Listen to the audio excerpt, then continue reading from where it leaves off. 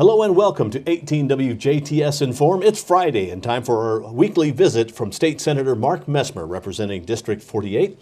Senator, welcome to the show. Great to be here. Great to be home on a nice warm Friday. And spring has sprung. Yeah. One thing we do want to point out is tomorrow morning at the CTIM building, the Center for Technology, Innovation, and Manufacturing at the campus of Vincennes University Jasper campus in the theater room will be the Chamber of Commerce and VUJC legislative breakfast. And you will be attending as well as probably State Representative Lloyd Arnold and Mike Brown. Yeah. So if you'd like to come and just listen to these gentlemen speak to you in person, that's a great way to do it. And just sit back and kind of hear what people have to say. It starts at 9 o'clock in the morning. 9 o'clock. And if you have questions or if there's something you've been hearing about and you want to talk about it, come on out and we kind of give our recap of what's going on, and then we just open it up to questions. This is the second one of two, and the first one was well attended, and it was great questions, I thought. Well, let's move into things that happened this week in the Senate. There were 3 bills that you're going to talk about. First, you had 4 bills come out of committee? I had 4 bills in committee. I got 1 left on Tuesday of next week, so it was the first week of the second half I thought was very ineffectively used. So last week, there was very few committee hearings scheduled, and then the final week that we were supposed to have got kind of taken away because we're going to get done early. So we're going to cram 4 weeks of bills and committee work into 2 weeks. So this week was a crazy week. So, and really you got about 2.5 weeks left. Total roughly. left, yeah. Okay. So I had 4 bills come out of committee. The first one on Monday was the Deer Hunting Preserve bill in House Natural Resources Committee. And then Wednesday morning I had the first one I presented was the requiring the Department of Health to process construction permits through their agency within 30 days, and had some robust discussion in committee, and had one attorney on the committee who I just really don't think ever really understood the bill, voted against it, but it came out 10-1. And then the individual development account bill that'll allow low-income families there's an individual development account program that's been around since 1997, allow them to use that for purchase of a vehicle. Came out unanimously out of the House committee, and got several folks asking to be co-authors on that bill, so good support on it.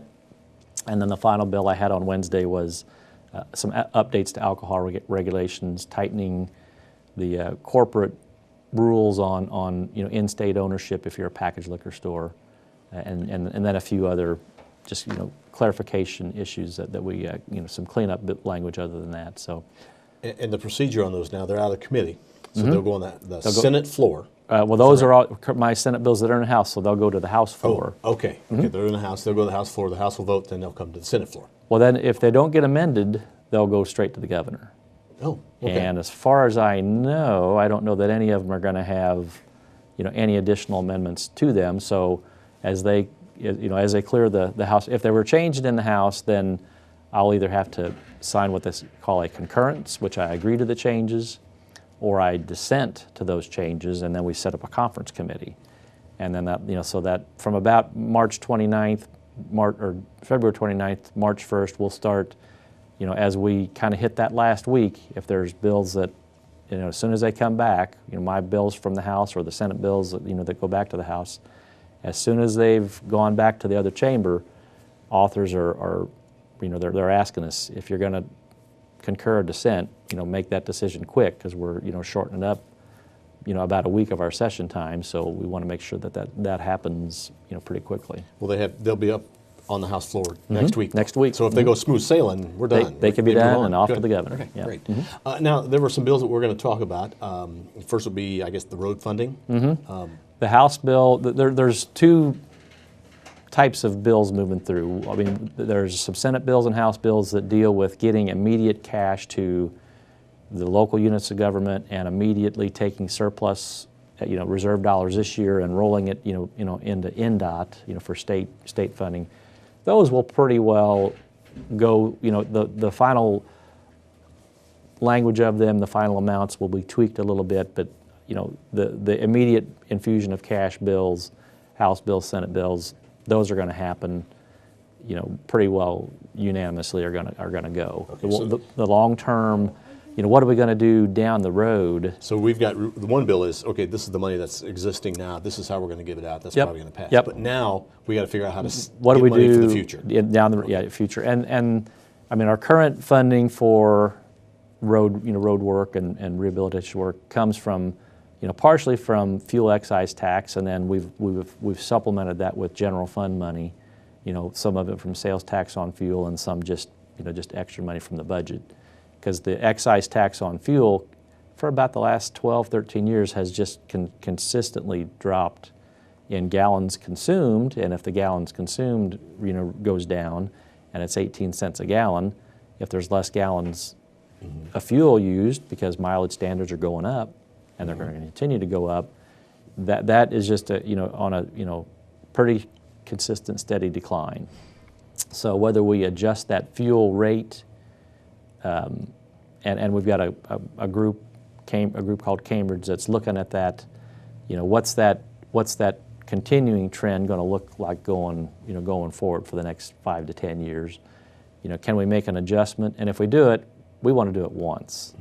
That economic study is not complete yet, but if we do a 4-cent increase this year, and what if the long-term trending says you should have done 7 or 8? We make an adjustment this year, we come back next year and say, oops, we really didn't mean that. Adjust it again. Adjust it again. You really don't want to, and if that is the long-term strategy that we think we can, we don't want to do it and then have to come back and come back and come back. But with the continuing declining consumption of fuel, that's, that probably shouldn't be our sole strategy. And maybe that, mix will stay in, and if we tie it to inflation, going forward, whatever the adjustment is, it really needs to be inflation adjusted down the road so you don't continue to lose ground from inflation and, less consumption. The other component of the House Bill 1001, it consisted of a 4-cent fuel increase on fuel tax increase and $1 a pack cigarettes. And the long-term trend for tobacco use is long-term. It's been dropping steadily. We hope it continues to drop steadily. So if you're going to try to peg your long-term funding on revenue sources that are going to continue to drop, you're not really solving the problem long-term. So I think that bill, there are some agreed upon pieces of that.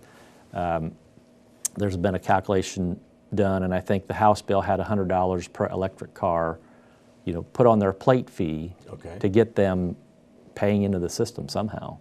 They did BMV did a calculation. They said the average would be about $108 per vehicle. That's the average consumption on fuel taxes, and so whether that's $100 or $108, there's pretty unanimous agreement that they need to be funding the system somehow, and then hybrid vehicles probably a rate of maybe half of that to make sure that they're paying into the system, and that will happen. And then my guess is that the study committee that's going to meet this fall, they're going to set up a blue ribbon panel, of road experts, of folks on the budget. Everybody, and look at a long-term solution, and whether it's a tire fee, whether there's and you can't do tolling on existing roads. So that really, let's just toll the roads. Well, the federal law prohibits tolling of existing interstate roads, but any new bridges, any new roads, there'll probably be a tolling component at anything new done out into the future. But that really needs a pretty robust long-term look at how we do a change that's sustainable, for the next 5 to 10 years, and it has the ability to solve the problem long-term, not just if we do a short-term adjustment and then we make a little blip, but the trend is still long-term down. That's not getting us where we need to be. Is it possible that we really won't see a bill on that this year? Yes. I'd say we'll see the study committee structure We'll be set talking up. about it, but we won't necessarily get it done this year. Yeah. But, okay. Yeah.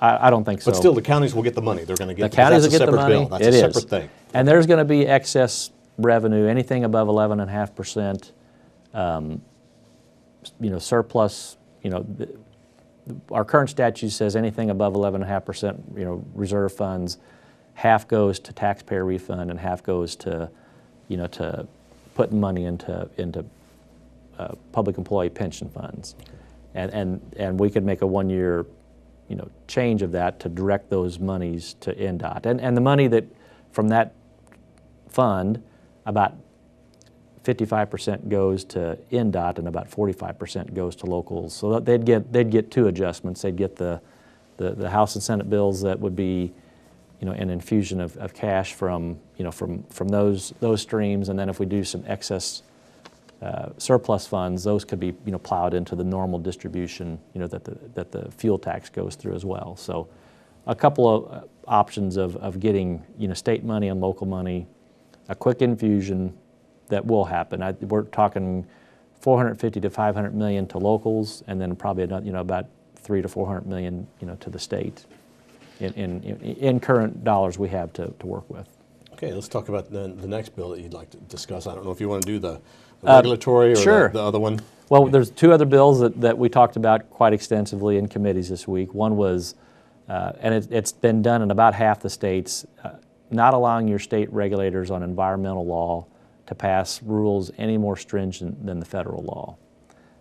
The federal laws are extremely stringent to begin with. But as the coal industry is, absolutely. Made us all aware. Right, Yeah. but you don't want to end up with with state level bureaucrats, regulatory agencies that decide, we don't think that's that's good enough. We need to be even more restrictive at the state level. So it's House Bill 1082, and it just sets up that says no more stringent than the federal will be adopted by our state. We have enough of a tough time battling the federal regulators, and there's multiple times that our state and other states have taken the EPA to federal court and have won a lot of those battles when they've been overreaching enough the way it is. And then the other bill that got a pretty broad discussion, and we've got a House bill and Senate bill. The House bill that's dealing with restructuring or rewriting the I-STEP test. We had a 17-member panel. They had a 22-member panel. It has some of the existing Commission for Higher Ed chairman, the Department of Education superintendent, some state school board members, some appointees by the legislative body, some by the governor, to come up with a panel that's going to really just relook at why we're doing testing the way we're doing it. What does that content need to be? With the changes at the federal level in December, they got rid of No Child Left Behind. And with that change at the federal level, it gives us the opportunity now to, for the first time in a dozen years, to look at how we're testing, what we're testing on. And there's two national standardized tests that would function quite well. So we would go to a different test than I-STEP entirely? Yep, maybe. entirely. Okay. Yeah, I would say the odds of that happening are pretty good. Okay. With the problems we had with McGraw-Hill last year, we changed testing companies. There's a company called Pearson now that's going to administer the I-STEP test. But there's just so many flaws with the whole process. Some of the changes and problems last year were due to adopting Common Core and the more rigorous Common Core curriculum, and all the states that updated their tests to meet the more rigorous Common Core standards have all seen declines in test scores. That was all expected, but there was just administering the test and rewriting the test, and the test was originally written to be 12 hours long, and we passed a law that basically mandated they cut that down, got it down to about 6 hours, but just so many problems that are inherent with with the whole concept of why the way we're testing. The Iowa Basics test that most of us took when we were in school, that company's still out there. Another group called the Northwest Education Alliance. They're nationalized tests. They tell you if you're in all the different core curriculums, if your son's in 3rd grade, 4th grade, 8th grade, they tell you are they performing at grade level, above or below, and you can monitor that student progress quite suitably, and get everything done we need done to make sure students are progressing with a standardized test that's much shorter, hits the high points, long as it, and tells us, that student is progressing the way we want. So, and that won't be this year. We'll still be we're tied. this year? We're tied into I-STEP this year and next year yet. Next year, as in 2017. It'll be the spring fall of 16. Everything's in the spring. Okay. So this spring and next spring, 16 and 17. Okay. That'll be the end of I-STEP as we know it. If I had to predict today, that's what you'd predict. I would predict it's, the Speaker of the House announced in December, he's ready to, with the change in the federal rules and what we have to test and how we have to test and what has to be in them, it's an opportunity to reset and get a little bit more balance into the, into the time and efforts and things that it's taken to administer those. We all want to make sure our students are learning and progressing and making sure our schools are, teaching effectively, but there's much easier ways to do it than it's just been a combination of one change after another over multiple years and trying to react to federal standard changes, and it's gotten to be a little out of hand. Well, let's see how that plays out. Senator, thank you very much for You're coming welcome. in. My pleasure. Our guest has been State Senator Mark Messmer, and once again, the legislative breakfast put on by the Jasper Chamber of Commerce as well as Vincennes University Jasper will be tomorrow morning, 9 o'clock at the Center for Technology and Innovation in Manufacturing. In Manufacturing, and joining us will be State Senator Mark Messmer as well as State Representatives Mike Brown and Lloyd Arnold. Okay. Thank you for being with us. Thank you for watching WJTS in Form. We're local people watching local people.